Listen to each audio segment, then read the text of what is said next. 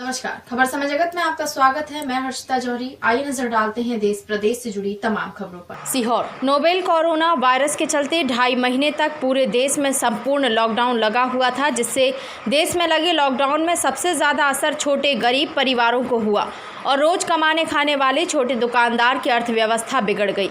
जैसे तैसे 2.5 महीने बाद लॉकडाउन हटा और गरीब परिवार की गाड़ी पटरी पर आ रही थी, फिर दूसरी ओर अतिक्रमण की मार ने बेरोजगार कर दिया।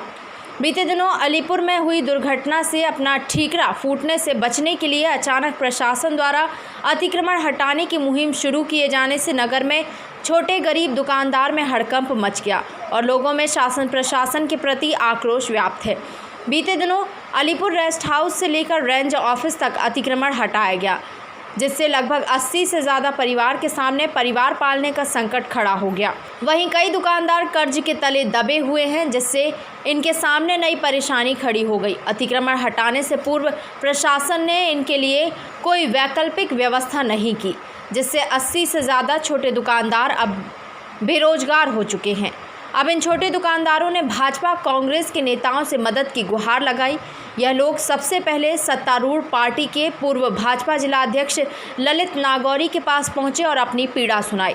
वहीं इनकी समस्या को देखते हुए कांग्रेस के वरिष्ठ नेता और अखिल भारतीय कांग्रेस कमेटी के सदस्य हरपाल ठाकुर इन दुकानदारों के बीच पहुंचे और समस्या को सुना। वहीं भाजपा पर गरीबों को परेशान करने का आरोप लगाया। ज्ञात रहे कि लॉकडाउन के चलते पिछले 2.5 महीनों से बंद पड़े कारोबारों के चलते अब पुनः सभी छोटे बड़े दुकानदार आर्थिक एवं मानसिक रूप से परेशान हैं। इनमें कई छोटे दुकानदार जो फुटकर माल या चाय पान सब्जी बेचकर या पंचर जोड़कर व मैकेनिक और फुटपाथ पर काम करने वाले शामिल हैं। तानाशाही रवैया, बिजली के कनेक्शन भी काटे। केंद्र से लेकर मध्य प्रदेश तक भाजपा की सरकार है। सबका साथ सबका विकास की बात करने वाली भाजपा के मुख्यमंत्री शिवराज सिंह चौहान की गृह जिले सीहोर के आष्टा में लॉकडाउन के बाद अतिक्रमण की मार से 70 से ज़्यादा परिवारों को बेरोजगार कर दिया गया।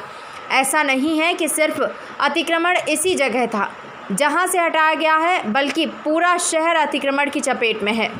कई रसूखदारों के अतिक्रमण पर प्रशासन की नज़र ना जाना, खासकर आष्टा कन्नौद मार्ग जो शहर का सबसे व्यस्ततम मार्ग है, वहां की दुकानदारों की हकीकत देखो तो आलम यह है कि दुकान तो रोड से 20 से 25 फीट अंदर बनी है, पर दुकानदार का अपनी दुकान रोड तक लगाकर बैठा है। दुकानदारों के इस बेशुमार अतिक्रमण से हालात यह हैं कि कन्नौद रोड पर जगह जगह बार बार जाम लगता है और आम लोग परेशान होते हैं, पर यहाँ देखने वाला शायद कोई नहीं है और फुटपाथ पर बैठे गरीबों छोटे दुकानदार के अतिक्रमण के नाम पर तानाशाही रुख अपनाते हुए बिजली कनेक्शन भी काटना शासन प्रशासन पर कई सवाल खड़े करता है।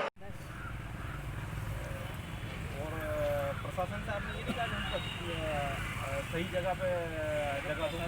हमने ये कहा कि हम यहाँ 30 फीट दूर होकर बैठ जाते हैं, नाले पे बैठ जाते हैं। नाला भी हम बना रहे हैं, हमारी दुकान लगते बाबू जी, हमने ये बोला कि नाला बनवाते हैं, हम खुद हमारे हिसाब से जुड़वा देते हैं और भर्ती लगा के ऊपर।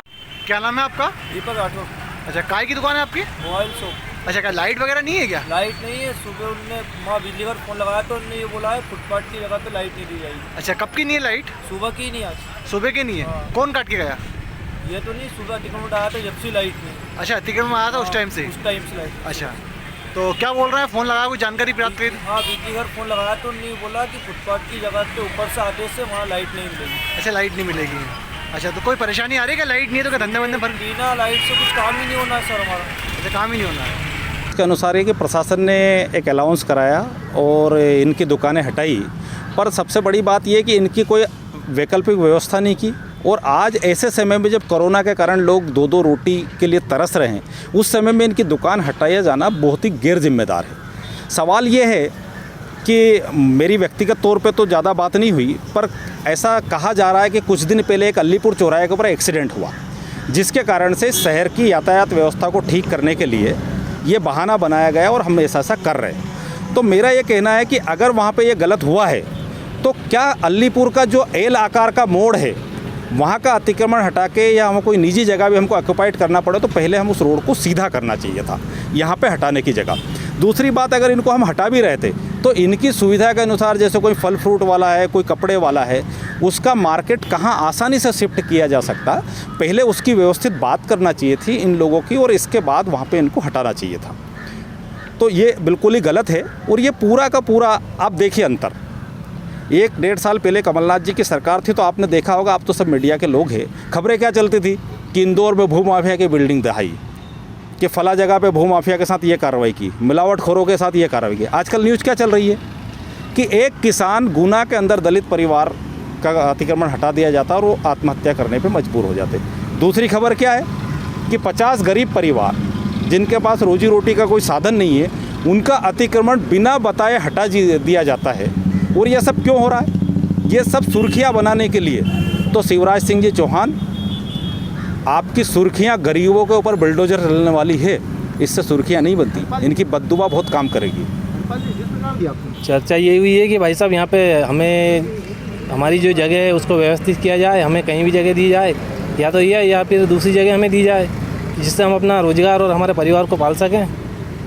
तो क्या आपको हटा दिया गया, क्या करना है? भाई साहब अभी हटा दिया गया और यहाँ पे तो तार फेंसिंग चल रही है, अभी आज ही शाम को या कल तार फेंसिंग कंप्लीट हो जाएगी, फिर हम लोग 50 परिवार है जो कहाँ जाएंगे भाई साहब। खबर समय जगत के लिए सीहोर से सतीश सेन की report. For latest news, subscribe to our channel and press the bell icon.